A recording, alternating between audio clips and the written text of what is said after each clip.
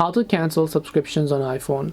Hey everyone, welcome back to our channel. In this video, I'll guide you on how you can cancel subscriptions on iPhone, so make sure to watch the video till the end.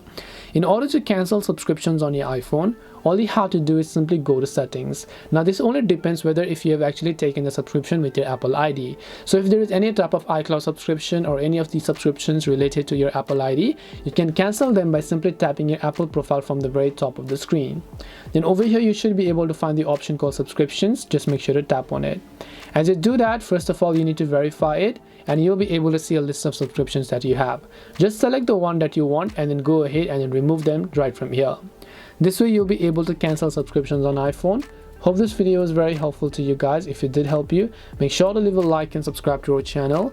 If you have got any more questions, feel free to leave them down. Thank you very much for watching till the end of this tutorial, and see you soon in our next video.